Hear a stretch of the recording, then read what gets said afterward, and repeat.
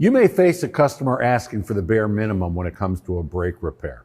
Whether it's just a set of pads on the front, a single rotor or drum, a caliper or wheel cylinder, a brake hose or a master cylinder, you may hear, "Fix only what's broken so my car stops."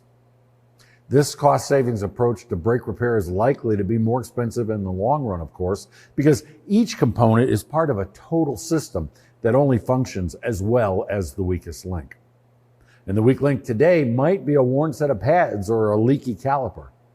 But what's going to be the weak link tomorrow, or the day after, or 6 months down the road? Replacement parts such as brake pads and shoes should equal or exceed the performance of the OEM parts.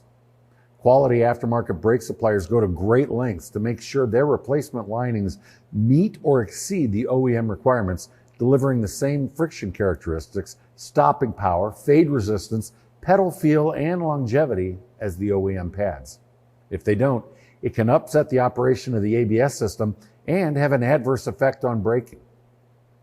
When brake repairs are needed, the best approach is to thoroughly inspect the entire brake system and replace any parts that are necessary to restore the brakes to like-new condition.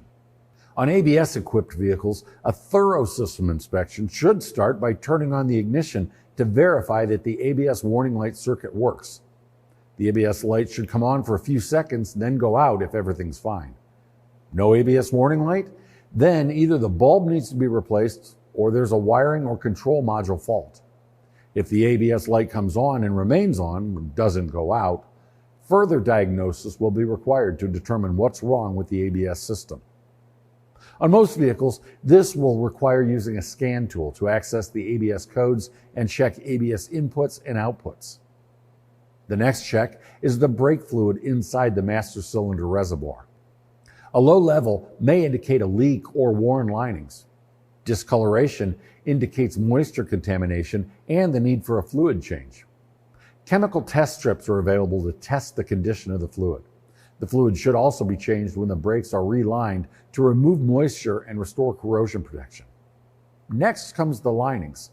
The thickness of the front pads should be measured. If worn down to minimum specifications or if wear indicators are making contact with the rotor, new linings are needed. If the pads are still above the minimum spec but are worn, replacing them now may save the rotors. Other valid reasons for replacing a set of pads, regardless of their thickness, would be noise, damage, or contamination from brake fluid or grease. Rotors must be relatively smooth and free from cracks, hard spots, and excessive runout.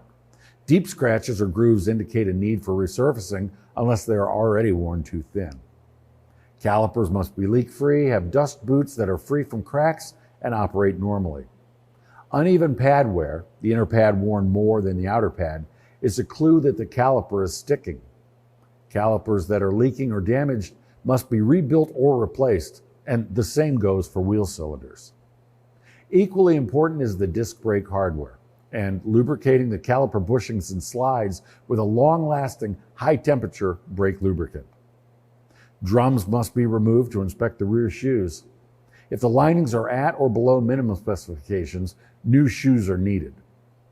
The condition of the brake hardware is also important. Springs that are stretched, broken, badly corroded, or badly discolored from heat should be replaced. Self-adjusters should operate correctly and be free from corrosion.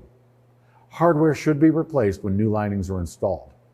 The inside of the drums must be clean, smooth, and flat. Minor wear can be corrected by turning the drums, but if the drums are cracked, out of round, bell-mouthed, or are worn excessively, new drums are needed. All brake lines and hoses should be inspected for leaks. Any hoses that are cracked, leaking, worn, or have rusty ferrules and fittings must be replaced. Finally, check the operation of the parking brake and brake lights.